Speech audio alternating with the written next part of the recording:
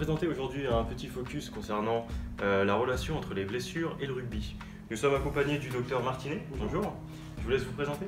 Oui, bonjour à tous, je suis docteur Christophe Martinet, je suis médecin du sport et médecin urgentiste et je suis le médecin du club de rugby de Rouen depuis 5 ans. Sur le club de rugby évolue en Fédéral 1, qui est la 3e division nationale, juste avant la Pro D2. Les blessures des joueurs, effectivement, le rugby est un sport de combat et un sport d'engagement, et donc effectivement il y a des blessures, mais celles-ci ne représentent pas une grande part de l'activité des joueurs, puisque c'est seulement 9% des consultations aux urgences qui nécessitent un recours médical dans la prise en charge des blessures. Elles sont essentiellement des blessures musculaires, après viennent les blessures ostéo-articulaires, quelques blessures de rachis, bien entendu, on en entend parler parfois, et puis ce qui fait l'actualité, la commotion cérébrale, mais qui n'est pas spécifique au rugby, qui est spécifique à tous les sports où il y a des contacts. La commotion cérébrale, on entend parler régulièrement à la télé. Très bien. On parle régulièrement des règles du jeu, elles sont souvent en transformation.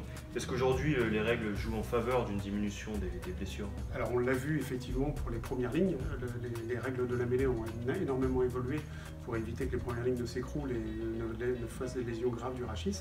Et grâce aux modifications de règlement d'entrée en mêlée et de maintien de la mêlée, puis qui sont différents en fonction du niveau d'évolution amateur et professionnel, eh bien on a vu le nombre de blessures des premières lignes diminuer au grand dam des lignes de 3/4 qui eux sont les joueurs les plus blessés actuellement. Très bien. Le sport féminin est en constante évolution. Est-ce qu'aujourd'hui on a une comparaison à même niveau sur le nombre de blessures, sur l'incidence des blessures? On n'a pas la comparaison au même niveau, mais on a la comparaison quand même du haut niveau, puisqu'on a l'équipe de France de rugby féminine à 15 évolue à très haut niveau, fait de très bons résultats internationaux, et des études ont été faites sur cette équipe de France féminine, notamment une étude entre 2006 et 2010 qui a suivi l'évolution de leurs blessures. Et on voit que l'incidence des blessures chez les joueuses de rugby est 2 fois moins importante que chez les garçons.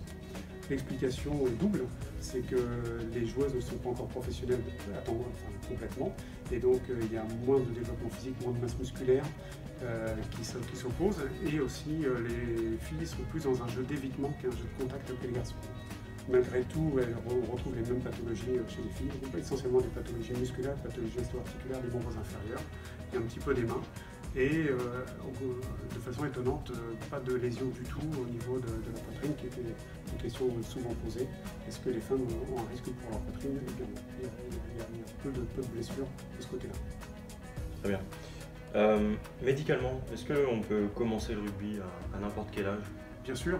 Alors, bien sûr, il faut que l'enfant soit suffisamment grand pour tenir le ballon et puis comprendre un petit peu le jeu, mais on peut commencer le rugby tout petit, il y a plein de jeux qui sont mis en place, les règles sont bien adaptées aux tout petits, notamment actuellement on parlait de modification des règlements, maintenant les jeunes de moins de 14 ans n'ont plus le droit de faire le plaquage comme les grands, ils doivent toucher simplement pendant 2 secondes le joueur adverse, et donc on protège le rachis, les jeunes joueurs, le staff médical national s'est beaucoup penché sur la protection de ces enfants, et les règles ont bien évolué pour protéger les enfants contre les blessures.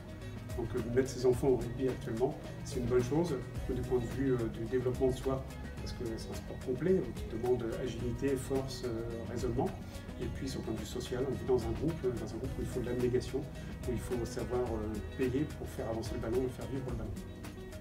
Très bien. Je vous remercie. Merci beaucoup pour cet accueil. Merci à vous. Merci, au revoir.